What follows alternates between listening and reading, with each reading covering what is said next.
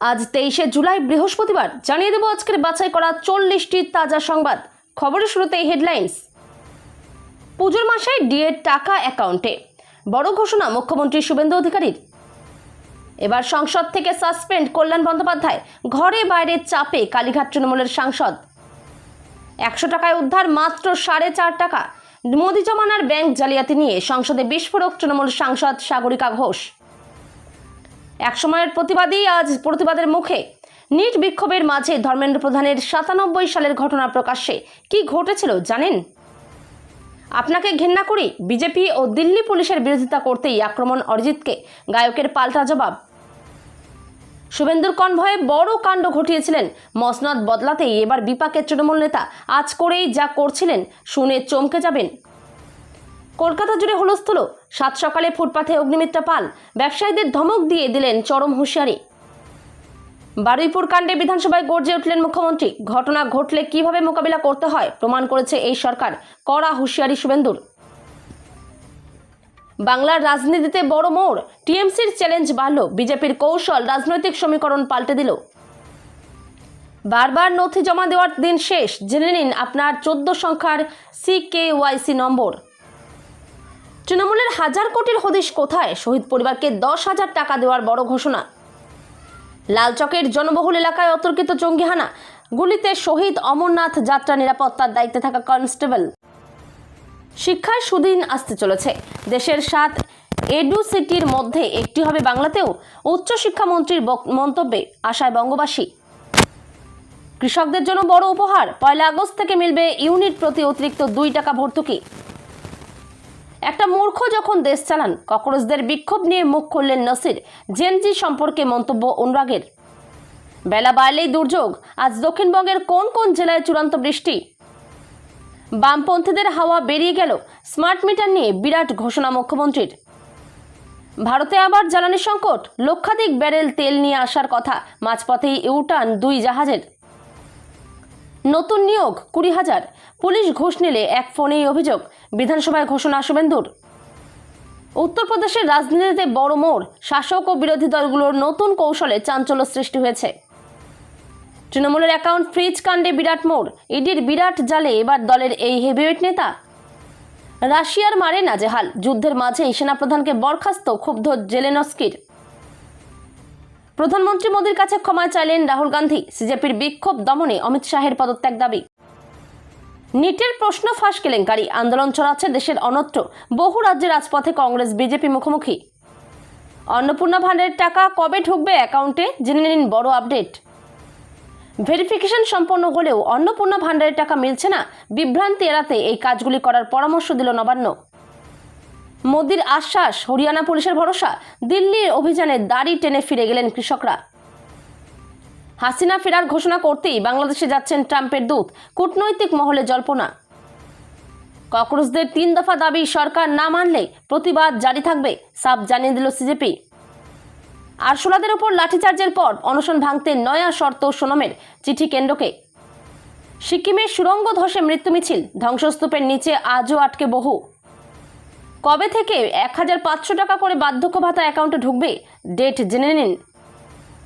শনিবার CAG report প্রকাশ, Amphan ত্রাণ দুর্নীতি প্রমাণ হলে প্রাক্তন মুখ্যমন্ত্রীকেও ছাড় নয়, জানিয়ে দিলেন শুভেন্দু। দেশ জুড়ে বাতিল সব পুরনো প্যান কার্ড, জানুন কিভাবে হাতে পাবেন নতুন প্যান কার্ড। মামলা লড়ার দরকার নেই, জেলে গিয়ে বসে ভাত খান, মমতার বার্তা শুনেই অভিষেককে নিশানা। লিপস অ্যান্ড বাউন্সে 10 কেন, 500 কোটি আছে, আমি অত টাকা কোথা থেকে দেব? অভিষেকের আইনি নোটিশে সোজা সাপটা মদন।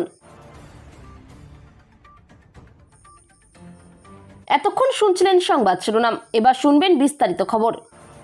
মহার্ঘ ভাতা নিয়ে সরকারি কর্মীদের উদ্দেশ্যে গুরুত্বপূর্ণ বার্তা দিলেন মুখ্যমন্ত্রী শুভেন্দু অধিকারী। বৃহস্পতিবার বিদ্যুৎ ভবনের এক অনুষ্ঠানে তিনি জানান, রাজ্য ও কেন্দ্রের ডিএর ব্যবধান ধীরে ধীরে কমিয়ে আনা হবে এবং বকেয়াও পর্যায়ক্রমে মিটিয়ে দেওয়া হবে।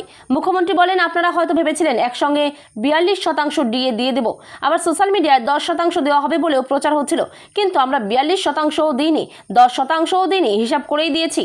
তিনি আরও আশ্বাস দিয়ে বলেন, আগামী দিনে বাকিটাও মেকআপ করে দেব, চিন্তা করবেন না। সরকারি কর্মীদের উদ্দেশ্যে মুখ্যমন্ত্রী জানান, পুজোর মাসে ঘোষিত ডিএর টাকা তাদের ব্যাংক অ্যাকাউন্টে জমা পড়বে। পাশাপাশি তিনি বলেন, সপ্তম পে কমিশনও গঠন করা হয়েছে, যা ভবিষ্যতে বেতন ও ভাতা সংক্রান্ত বিষয়ে গুরুত্বপূর্ণ ভূমিকা নেবে। শুরু হয়েছে সংসদের বাদল অধিবেশন। আর অধিবেশনের শুরুতেই মোদী সরকারের আমলের আর্থিক দুর্নীতি ও ব্যাংক জালিয়াতির পরিসংখ্যান তুলে ধরে কেন্দ্রকে চরম আক্রমণ শোনালেন তৃণমূল কংগ্রেসের রাজ্যসভার সাংসদ সাগরিকা ঘোষ। সংসদীয় পরিসংখ্যানের চাঞ্চল্যকর তথ্য তুলে ধরে তিনি দাবি করেছেন যে মোদী সরকারের আমলে বিগত 5 বছরে দেশে ব্যাংক জালিয়াতির মোট পরিমাণ পৌঁছে গেছে প্রায় 1.42 লক্ষ কোটি টাকায়। কোথায় হারিয়ে যাচ্ছে আমজনতার কষ্টার্জিত টাকা? সংসদে দাঁড়িয়ে সাগরিকা ঘোষ প্রশ্ন তোলেন, গত 5 বছরে 1.42 লক্ষ কোটি টাকা জালিয়াতি হলেও তার মধ্যে মাত্র 6,389 কোটি টাকা উদ্ধার করা সম্ভব হয়েছে।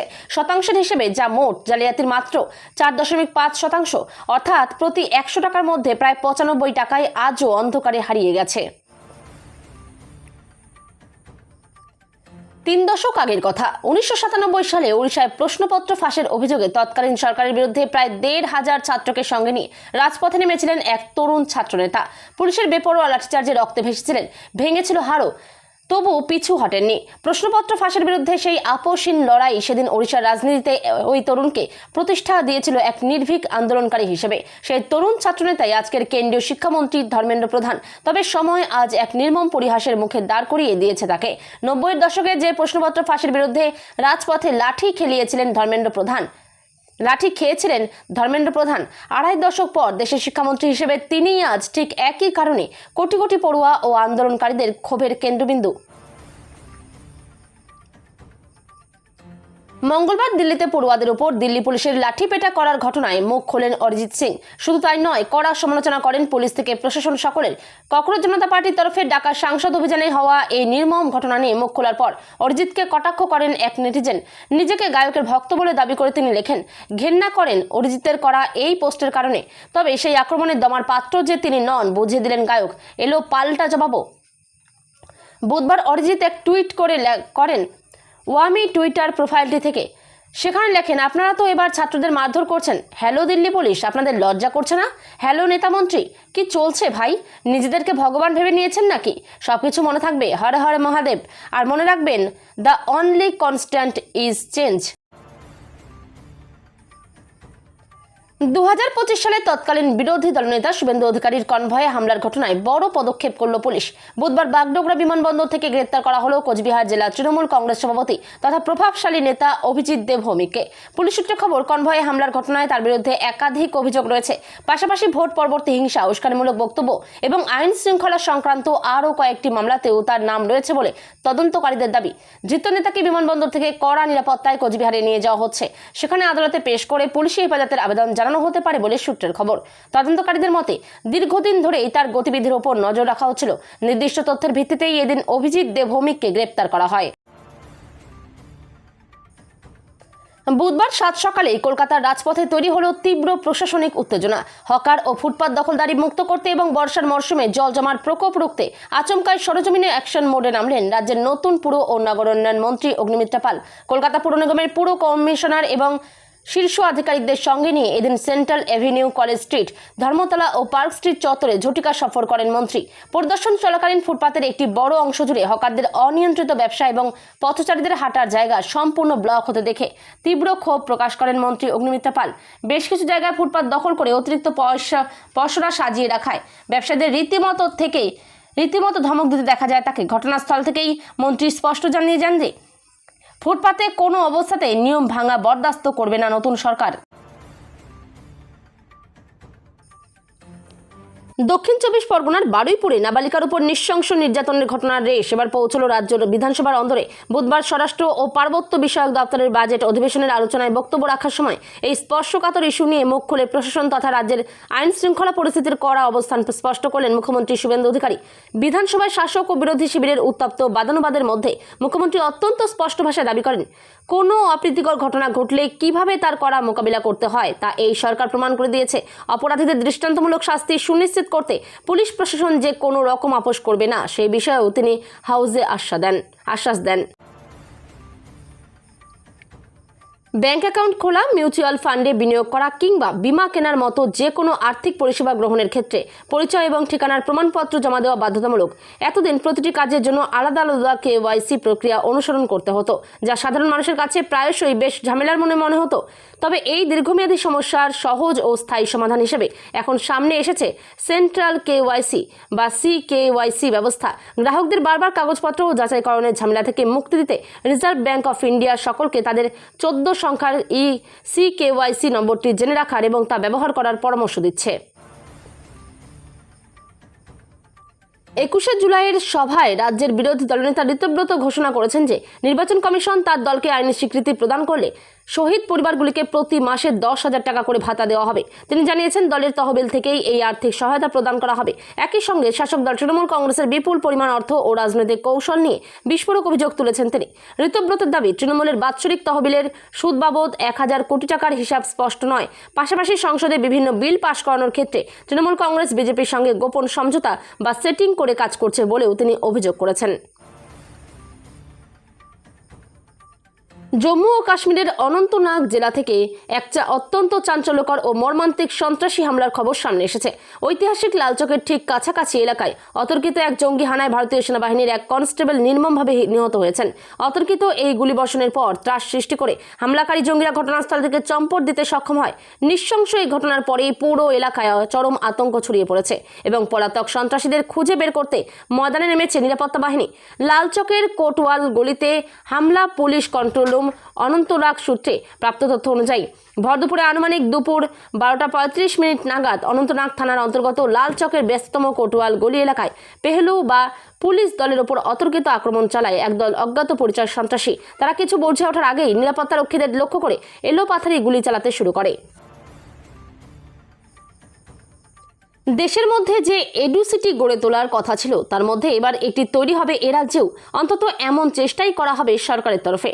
বিধানসভার জবাবি ভাষণে এমনটাই জানিয়েছেন রাজ্যের উচ্চশিক্ষা মন্ত্রী জগন্নাথ চ্যাটার্জি।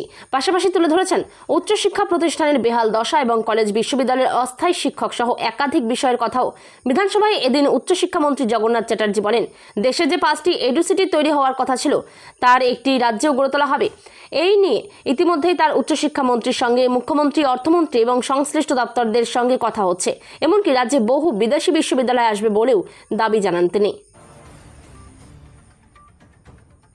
20 জুলাই পড়ুয়াদের সংসদ অভিযানের পর ককরোচ জনতা পার্টি ও পড়ুয়াদের এই প্রতিবাদে তাদের পাশে দাঁড়ালেন নসিরউদ্দিন শাহ থেকে অনুরাগ কাশ্যপেরা। সোমবার সংসদ অভিযানের কর্মসূচি ছিল ককরোচ জনতা পার্টির। নিট প্রশ্নপত্র ফাঁসের ঘটনায় কেন্দ্রীয় শিক্ষামন্ত্রী ধর্মেন্দ্র প্রধানের পদত্যাগের দাবিতে এই অভিযানের সময় তাদের উপর লাঠিচার্জ করে কাঁদানে গ্যাস ছড়ে পুলিশ। এই ঘটনায় ক্ষোভ প্রকাশ করেছেন তারকাদের অনেকেই। বুধবার মধ্যরাতে ফুঁসে উঠলেন নসিরউদ্দিন শাহ। তিনি সমাজ মাধ্যমে একটি ভিডিও দিয়েছেন। সেখানে তিনি বলেন, একটা মূর্খ যখন দেশ চালান তখন তিনি চান দেশের ভবিষ্যৎ প্রজন্ম তার মতো মূর্খ, নির্দয়, বিবেকহীন তৈরি হোক। আন্দোলনকারীদের উপরে যথেষ্ট লাঠিচার্জ থেকে কাঁদানে গ্যাস ছোড়ার যে অভিযোগ, সেই প্রসঙ্গে তিনি সেখানে মোতায়েন দিল্লি পুলিশের সঙ্গে আমেরিকার এজেন্টদের তুলনা টানেন। তিনি বলেন, আমি রাগে ফুঁসছি। সকাল থেকে দক্ষিণবঙ্গের আকাশ মেঘলা থাকার পাশাপাশি রাজ্যের প্রায় সব জেলাতেই শুরু হয়েছে বৃষ্টিপাত। আবহাওয়া দপ্তরের পূর্বাভাস অনুযায়ী বেলা বাড়ার সঙ্গে সঙ্গেই এই দুর্যোগ আরও তীব্র হওয়ার আশঙ্কা রয়েছে।